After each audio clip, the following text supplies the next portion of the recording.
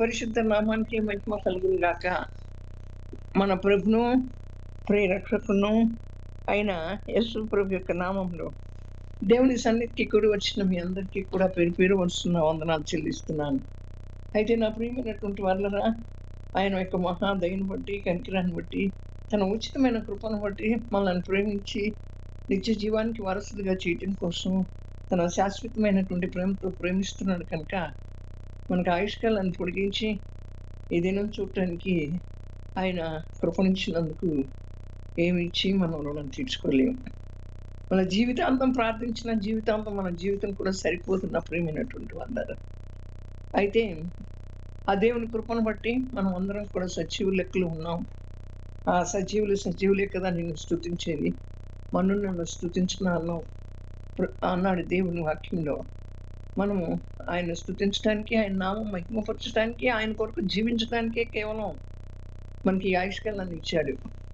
ఇచ్చిన సమయంలో మనం ఏం చేస్తున్నాము అంటే ఏదో చేయాలని అందరము కూడా పరుగులెత్తుతూ ఉంటాం. దేని గురించో ఆలోచిస్తూ ఉంటాం. దేవుని కొరకు ఆలోచిస్తాం, కానీ దేవుని కొరకు ఆలోచించే సమయం తక్కువ, ఆలోచన తక్కువ, దేవుడికి ఇచ్చే సమయం తక్కువ. కానీ మిగతా వాటన్నిటికీ కూడా ఒక గొప్ప అని మరి దీనితో ఈ లోకంలో పరుగులెత్తుతున్నాం. మిగతా వాటన్నిటికీ కూడా ఆయన యందు నిరీక్షణ ఎప్పుడు కూడా మనల్ని సిగ్గుపరచదు, అవమానపరచదని మనకు తెలుసు. ఆయన యందు నిరీక్షణించి మనం ముందు కొనసాగటానికి ఆయన కృప మనకు దయచేయను గాక. అట్టి కృపను, అట్టి వాక్యాన్ని మనం పొందుకోవాలి. అయితే నా ప్రియమైన వాళ్ళరా, యేసు ప్రభు కుటుంబాలను కట్టాడు. మొదటి కుటుంబం ఏది అంటే అవ్వ ఆదాముల యొక్క కుటుంబం. అయితే ఆ ఆమెను ఆదాముకి జతపరిచాడు. అయితే సాతాను ఏం చేశాడు, ఆ మొదటి కుటుంబం మీదనే దాడి చేశాడు.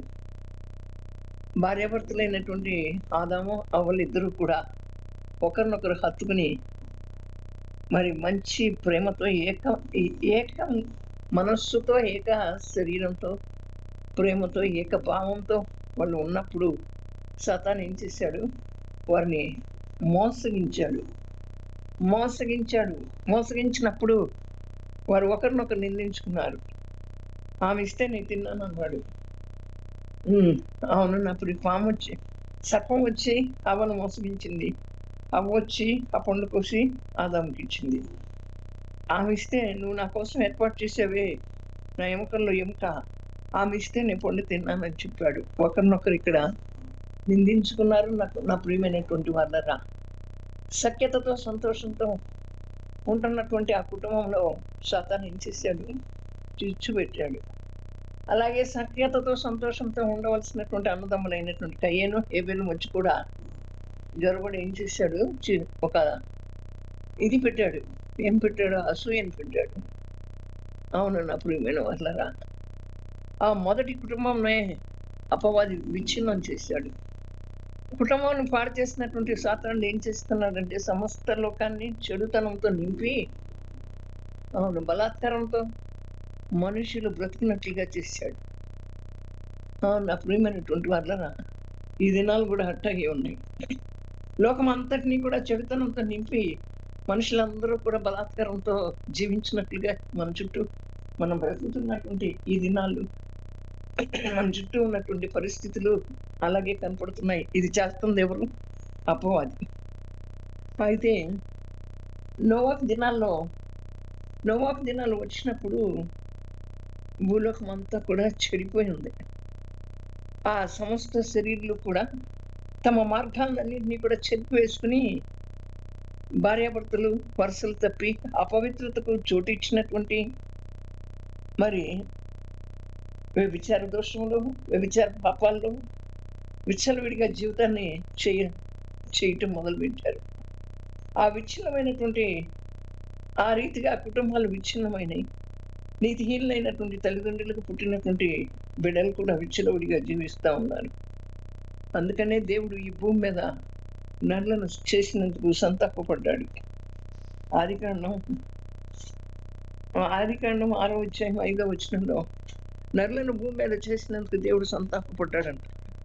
ఎందుకు సంతాపపడ్డాడు? ఈ రీతిగా భూలోకం అంతా చెడిపోయింది కనుక. ఇప్పుడు కూడా ఆ రీతిగానే భూలోకం అంతా కూడా చెడిపోయే ఉంది. అయితే ఇటువంటి భయంకరమైనటువంటి దినాల్లో కూడా నోవహు ఏం చేశాడంటే తన కుటుంబాన్ని కట్టుకున్నాడు. తన చుట్టూ ఎన్ని భయంకరమైనటువంటి దినాలు ఉన్నప్పటికీ, భయంకరమైన పరిస్థితులు ఉన్నప్పటికీ కూడా నోవహు ఏం చేశాడు? తన కుటుంబాన్ని కట్టుకున్నాడు.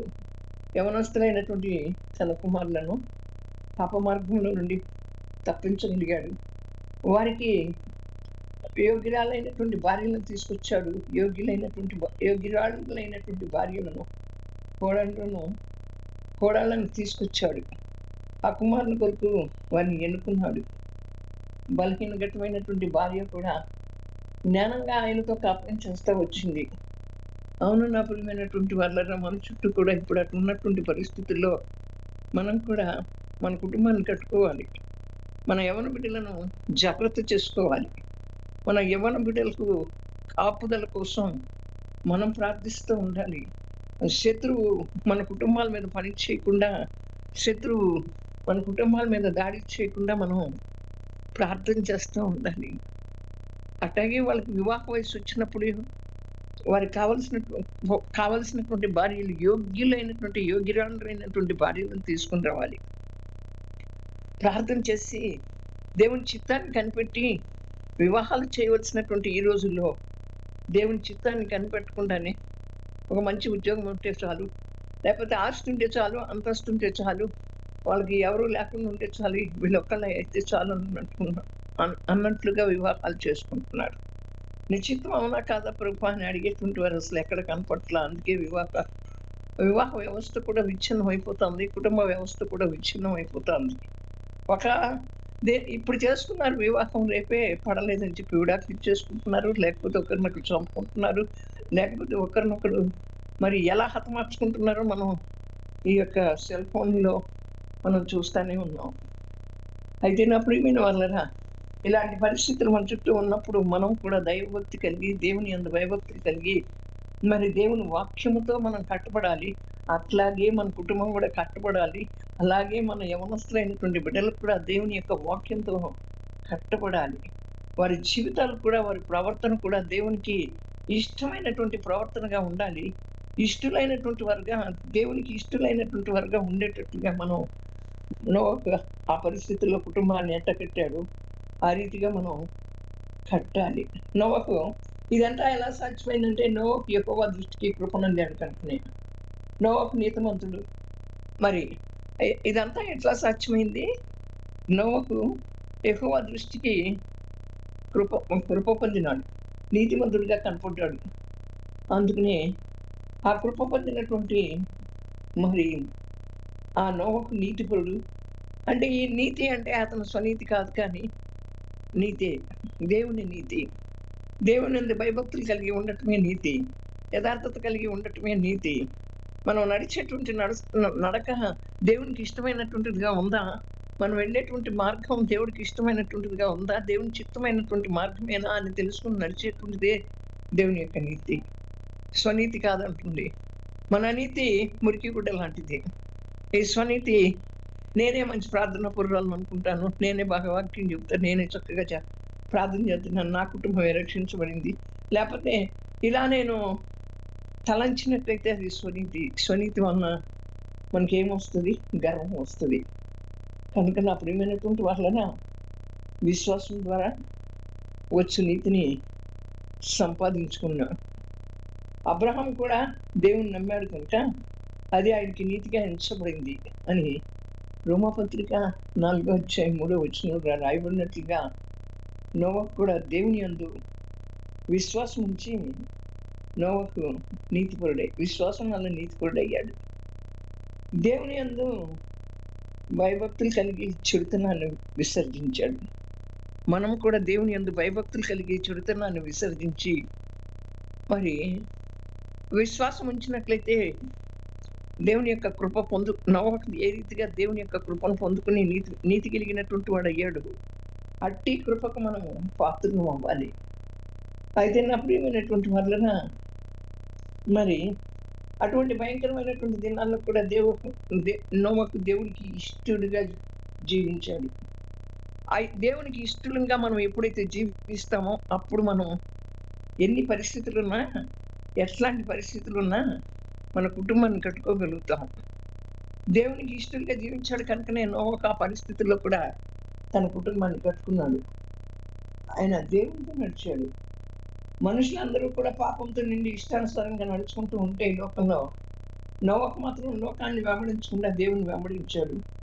దేవునితో నడవటం అంటే దేవునితో సహవాసం చేయటం, ఆయన ఉద్దేశాలను తెలుసుకోవటం, ఆయన ఇష్టాలను తెలుసుకుని ఆ విధంగా జీవించడం, దేవునితో ఉడంబడిక చేసుకుని నేను నిన్ను వెంబడిస్తానని తీర్మానం చేసుకోవటమే అతను చేసుకున్నాడు కనుకనే ఆయనతో నడవగలిగాడు.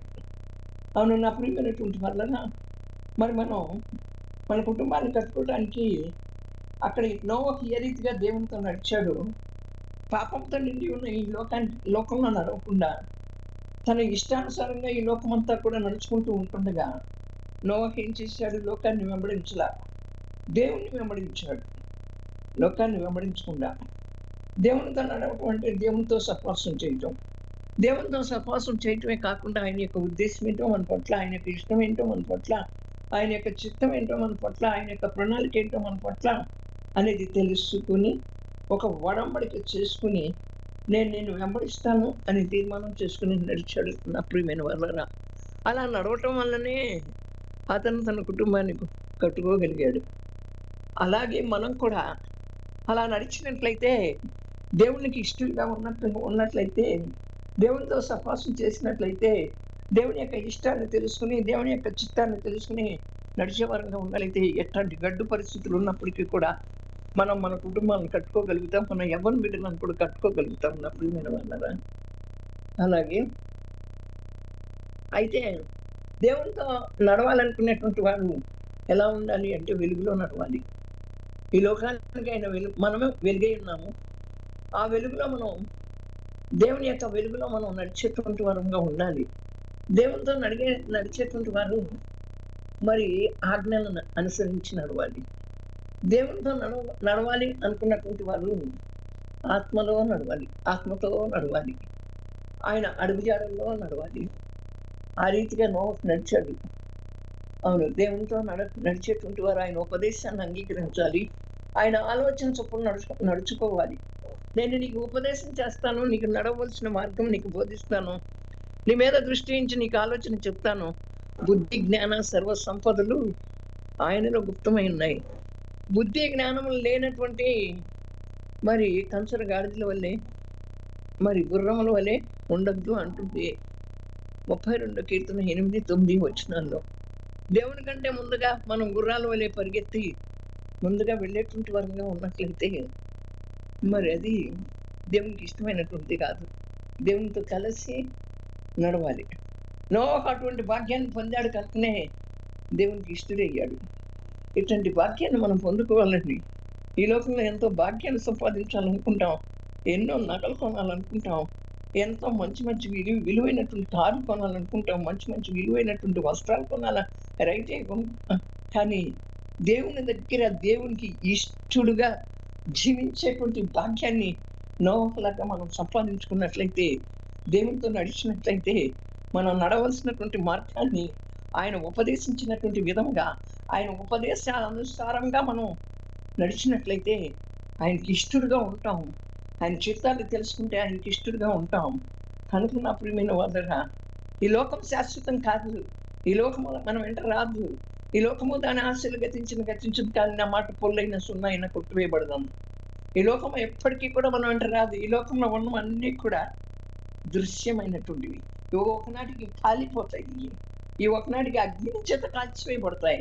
అదృశ్యమైనటువంటి వాటిని మన కొరకు దేవుడు పరలోకంలో సిద్ధపరిచి ఉంచాడు కనుక అట్టి అదృశ్యమైనటువంటి వాటిని పొందుకోవటానికి మనం దేవునికి ఇష్టంగా బ్రతకాలి, నీతి పరులంగా బ్రతకాలి. మన నీతి యథార్థతను పట్టి ఏ పరిస్థితిలో ఉన్నప్పటికీ కూడా దేవుడు మనను, మన కుటుంబాలను కూడా కాపాడుతాడు నా ప్రియమైనటువంటి వాళ్ళరా. కనుక అనేక మంది బిడ్డలు ఏం చేస్తారంటే, మనం కూడా మన పిల్లలకు కావాల్సినటువంటి వస్త్రాలు, మంచి మంచి ఖరీదు గల వస్త్రాలు, మంచి ఆహారాలు అన్నీ సిద్ధపరిచి చక్కగా ఇస్తాము. కానీ వారి ఆత్మల గురించినటువంటి శ్రద్ధ మనకు ఉండదు. ఈ దినాల్లో చూస్తే యవనస్తులు అన్నీ ఉన్నప్పటికీ కూడా ఎలా ఉంటున్నారంటే, చాలా దౌర్భాగ్యపు స్థితిలో ఉంటున్నారు యవనస్తులైనటువంటి బిడ్డలు. వారి ఇష్టమైనటువంటిగా నడిచేటువంటి వారుగా ఉంటున్నారు నా ప్రియమైనటువంటి వాళ్ళరా. కనుక మనం ఆ నోవహు యొక్క కుటుంబం దేవుని యొక్క కృప పొందిన కుటుంబంగా ఏర్పాటు చేయబడింది. మన కుటుంబం కూడా దేవుని కృప పొందినటువంటి కుటుంబం అని ఎప్పుడు పిలిపించుకుంటాం మనం? మనల్ని చూచినప్పుడు, మన కుటుంబాన్ని చూచినప్పుడు వీరంతా కూడా దేవుని భయభక్తులు కలిగిన వారు, దేవునిలో యథార్థత కలిగిన వారు, దేవుని ఇష్టానుసారంగా నడిచేవారు, దేవునితో నడవగలిగినటువంటి వారు, దేవుని చిత్తాన్ని చేసేటువంటి వారు ఈ కుటుంబం అంతా కూడా అనేటువంటి సాక్ష్యాన్ని దేవుని దగ్గర నుంచి పొందుకోవాలి మనం. ఈ లోకంలో ఉన్నటువంటి వారి దగ్గర నుంచి, మనం వెళ్తున్న సహవాసం నుంచి పొందుకోవాలి, మన ఇరుగు పొరుగు వారి నుంచి కూడా పొందుకోవాలి. కనుక నోవహు యొక్క కుటుంబం కృప పొందిన కుటుంబంగా కనపడుతోంది. మనం కూడా దేవుని యొక్క కృపను పొందుకుందాం. దేవుడు అట్టి భాగ్యాన్ని మనకిచ్చి ముందుకు నడిపించును గాక. మన కుటుంబాలన్నింటినీ కూడా కట్టును గాక. ఈ రీతిగా మనం చూసుకుంటే ఎంత మరి పరిస్థితులన్నీ ఎంత హీనాతిహీనంగా ఉంటున్నాయి. ఎక్కడ చూడు అమెరికాలో కూడా భార్యాభర్తలు చంపుకుంటూ ఉంటున్నారు కదా. ఇక్కడ అంతే. అమెరికా కంటే ఇక్కడ మరీ దారుణం అయిపోయింది. ఇట్లాంటి పరిస్థితుల్లో మనం మన కుటుంబాన్ని కట్టుకోలేకపోతే నా ప్రియమైనటువంటి వాళ్ళరా,